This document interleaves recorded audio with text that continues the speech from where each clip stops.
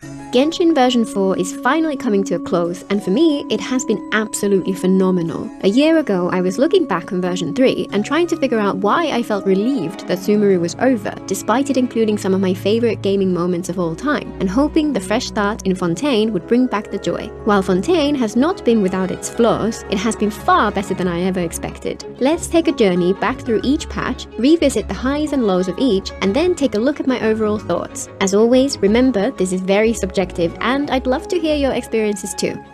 Before we get to Fontaine, it's important to put it into context. While the first half of Sumeru was incredible, over time it ended up wearing away my love for the game. I've talked about this in depth in my Sumeru retrospective video, but by the end of version 3, I was just tired. I logged in to do dailies and spend resin and just about managed to finish each event, but skipped all of the rest of the content. Before Sumeru, I was very much an exploration-focused player. By the end, I'd reached the point where those last 2 desert regions were more or less untouched. I hoped to go back to them someday, but I really wanted something fresh. Fontaine gave me exactly what I needed. Right from the moment I set foot on that first aquabus, it was like a balm for my burnout. The landscape above ground was stunning, dramatic mountains and jagged peaks with cozy mini villages nestled in the valleys. The color palette was gorgeous, the music was incredible, and I gladly roamed the world searching for puzzles and rewards. Exploration was finally fun again. Fontaine was like a breath of fresh alpine air after the long, dusty trek through the searing desert. And that was just the above-ground exploration. The underwater world was just mind-blowing. Before getting to try it out myself, I had been uncertain about this new feature. Underwater exploration is so often a complete nightmare in games. In my experience, it tends to feel claustrophobic. You spend all your time managing your oxygen levels to make sure you don't accidentally drown, and the world design often leans into this with deep and narrow cave systems with sparse pockets of air intended to be thrilling and dangerous experience. It also doesn't help that the controls are usually an afterthought, clunky, awkward, and a pain to use. Genshin's underwater world is the polar opposite. Your character can breathe underwater indefinitely, and the controls are fluid and freeing. Exploring the waters of Fontaine felt like a lazy summer day spent snorkeling through a vibrant coral reef, exploding with life. I could not get enough. The events in version 4.0 leaned into this as well, encouraging you to explore the new region, with rewards for collecting materials and for trying out the new Archi system, or giving you primos for taking photos of Fontaine's adorable sea creatures. While the events were fairly light and insignificant, the Archon quest was fantastic. I made a video diving deeper into the whole story a little while after playing the final act, so if you're looking for a more detailed recap and review, definitely check that one out. But in general, I was hooked. The 2 acts released in this patch were brilliant introduction to the court of Fontaine, and I loved so many of the characters and found the story utterly engrossing from start to finish, which is a rarity in Genshin for me. The world quests from this version were also pretty great, and in particular, I think Hoyo did an amazing job of including some stunning exploration set pieces in these quests without making the areas feel blocked off like they did in half of Sumeru. The quests feel like a natural narrative which emerged as part of the exploration rather than something I had to go back and grind through in order to unlock doors I had been trying to prise open for days. 3 characters were released in this patch, Lini, Lynette, and Femine, but honestly, this was the least interesting part of the first patch for me. I liked all 3 of them from a character perspective, but none of them felt really game-changing, despite Lini's interesting monopyro niche. I intended to skip him and save for upcoming characters until the whole controversy about his outfit ended up making me root for him much more, which just about tipped me into pulling for him, as I've explained in my Lini video. Version 4.1 turned this upside down. The Archon quest was a painful snooze fest for me, while the new playable characters were probably the highlight. I had been so excited for Acts 3 and 4 of the Archon quest. The trailer made it look fantastic, with the traveler sneaking around a mysterious prison fortress of Meropide. Instead, it devolved into endless fetch quests with zero tension, oceans of bland dialogue between characters I didn't care about, and a general feeling of stasis and boredom. It could be argued that this was deliberate. Technically, frustration and boredom probably are an accurate representation of how life in Meropide would feel to an itinerant traveler, but after the excitement of the first 2 acts, it was a massive letdown, and the finale of the 4th act only mildly made up for it. The 2 characters released in this version were Neverlet and Wriothesley. I got them both. I love Ottoman. He's a wonderful character in the story, stoic, calm, but with a deep current of emotion and kindness which guides him. He's super fun to play as well, though a little bit goofy, but he was the first time in all of Genshin where I felt that the C0 character might be too powerful, and worried that it was a sign of things to come. Wriothesley is also a character I really liked in the story, and while he's another strong DPS, he's not in the same league as Neverlet. It is, however, interesting to compare him to Ayaka. When used in the same team, my Wriothesley does more damage than my Ayaka, despite him having having a worse build and a 4-star weapon. However, the difference there is small compared to the massive leap between some other characters. I was happy with both of them overall and only mildly concerned that we'd see the DPS checks in the Abyss creep upwards to the point that my older favorites would be left behind. Outside of the main quests and the new characters, this version has some fantastic content. The new region was spectacular. The floating cubes of water in the Fontaine Research Institute was such an interesting twist on the underwater mechanics, and overall, Fontaine's exploration continued to really suck me in. Though it's at this point where I started dropping off with the world quests again. That's not to say the quests aren't great. I've heard rave reviews about the ones I've not completed, but I just haven't had the time and energy, and I kinda like having them to look forward to for when I've got the time. And one thing I really appreciate about them is that I've never felt like any part of the world is closed off to me due to holding back on those quests. I've stumbled across some locked doors, of course, for example this door, which I still haven't opened, but since they're rare, they feel like an enticing mystery, and I don't feel the same frustration which spoiled Sumeru for me. Even though the Archon quest was such a letdown, 4.1 was pretty positive overall for me.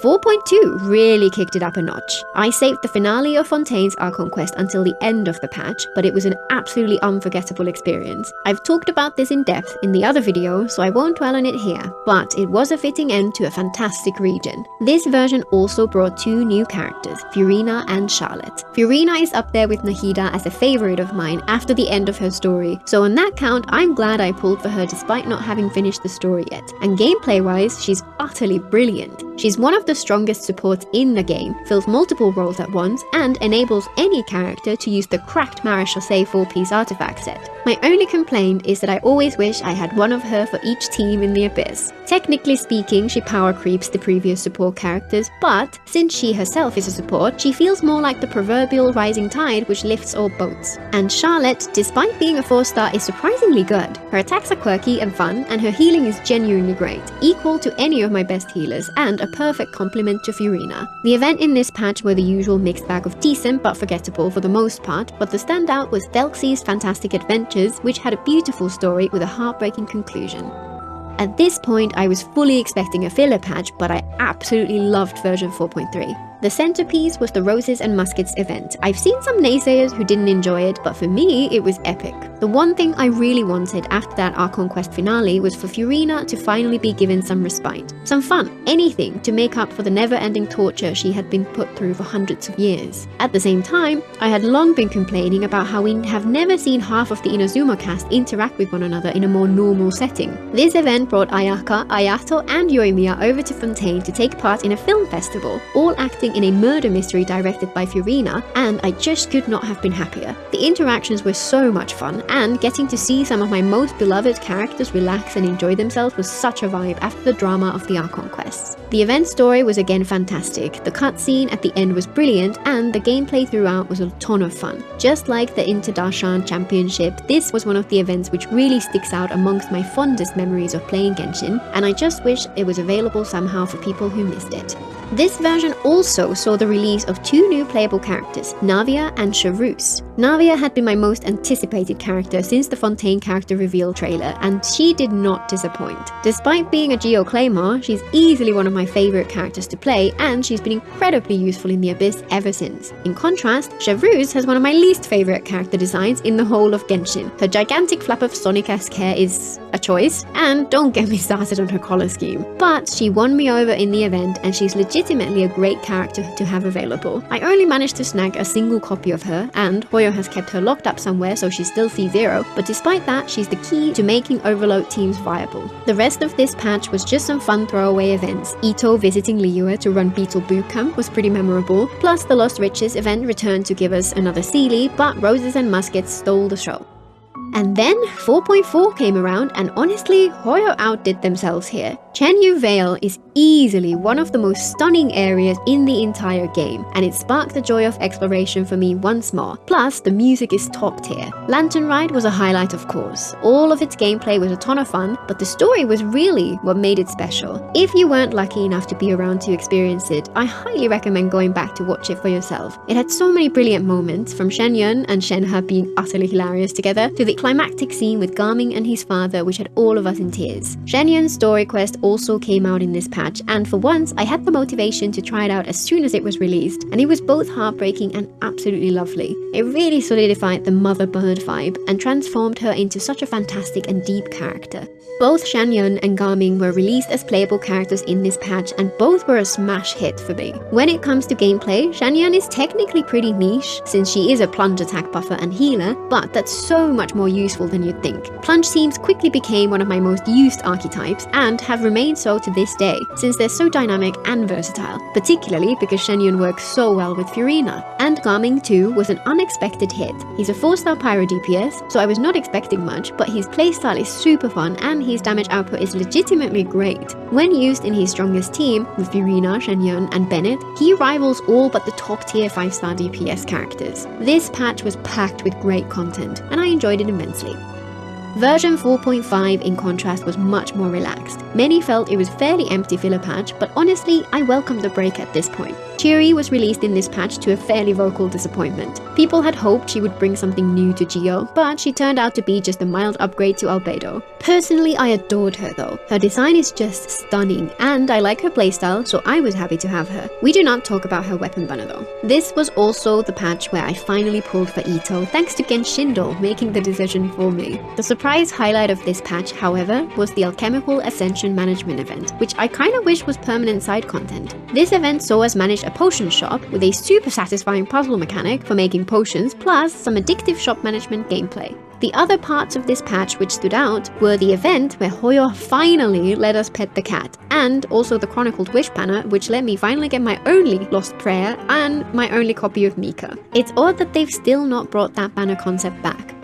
Version 4.6 was a bit more action-packed. The main highlights were the 2 great character story quests, the long-anticipated release of Arlecchino, and the new region which finally filled in the blank space in the map between Fontaine and Sumeru. Father's quest was pretty good, though the choice to post the backstory as a short made it feel a little weird. Much of the quest was treated like it was a mystery, but those of us who had watched the short already knew the answer, while those who hadn't were probably confused due to the lack of context for half of the things going on. As a playable character, she was another smash hit for me, another top tier DPS, this time with a glass cannon playstyle due to her immunity to healing. The other story quest in this patch was Sino's second quest, and this was absolutely amazing. The first part of it felt like the final chapter to Sumeru's arc, which I had always wished for, with us getting to spend some time relaxing with our friends, and the nostalgia was through the roof. The second part focused on Sino's backstory, plus the new character Sethos. This was a great story which I enjoyed from start to finish. As with the rest of Fontaine, the new region was gorgeous, this time a spectacular underwater region filled with mystery. I particularly loved the magical library in the overworld part of the new region. This patch had yet another event focused on Ito, and this one was awesome, and might be my favorite event in all of version 4 due to how much I loved Ito and Paimon. The song at the end was just brilliant, and the lore drops got me really excited for the future of Genshin's story. Wind Trace also returned, this time with an addition of DPD style generators. For me, this change made the game a lot more fun than the previous versions of Wind Trace, since it felt much more balanced than the previous versions. 4.7 was a quieter patch with a couple of highlights. The more anticipated part was definitely the Dainsleif quest, Bedtime Story. This had the customary lore drops as we've come to expect from our mysterious friend, but the rest of the story was great too, and the encounter with our sibling made it truly touching. Still a little sad that it was wiped from the traveler's memory, but it was a great story regardless. This time, there were 3 new playable characters, Cloran, Sigewinne, and Sethos. I pulled for both Cloran and Sigewinne and was lucky enough to get Sethos along the way. Cloran and Sethos both fill fairly similar roles, and both are very fun to play. Sigewinne I pulled mainly because she's adorable, but I have actually been very surprised how strong her skill damage buff is, and have been very happy with her healing. She had a bad reception for the most part, but I feel she's clearly underrated. And both of the new 5 stars had a story quest. Clorant was an absolute blast, with her, Navia, Furina, and Lini all playing a tabletop RPG. The character interactions in this quest were brilliant, and I just loved every minute of it, to the point that I'm actually looking forward to replaying it on my alt account someday. Sigewinne's story quest, on the other hand, was a little disappointing. It was cute, with some touching moments, but overall, I was a bit underwhelmed. The other major release in this patch was the Imaginarium Theatre, the first new endgame content in Genshin in 4 years. It had a very mixed reception, but personally I loved it, and I'm looking forward to it getting more improvements in future so it can appeal to more people. And finally, we get to version 4.8 and the summer event. This time around, we entered the fairy tale world of Simulanka, which has been absolutely fantastic. I was initially a little disappointed that we were not returning to the Golden Apple Archipelago. I had felt it would have been a perfect opportunity to bring new gameplay to that region. This time, we could have explored the underwater areas instead of the islands themselves, which would have been an even more fitting send-off to the nation of Hydro. But it won me over in the end. Simulanka was gorgeous, the exploration was fun, and the story was lovely, and the minigames were great, especially the squirrel throwing one. I love Nilo's outfit to the point that I finally pulled for her after holding off for so long, and Kirara's was cute too. The story even managed to make me finally warm up to Wanderer, and I might go for him next time he reruns as well. The new character this time around was Emily, and for the one and only time in all of Fontaine, I actually skipped her. I actually liked her design when she was first revealed, but the more I looked at it, the less I liked it. She's also pretty niche currently, a Dendro off-field DPS who needs enemies to have the burning status for her to reach her full potential. But I'll probably pull for her when she reruns, since she was pretty fun to play. This patch also saw the return of Big Bang Finchball. I love this minigame. The other events were fun, but Finchball always stands out.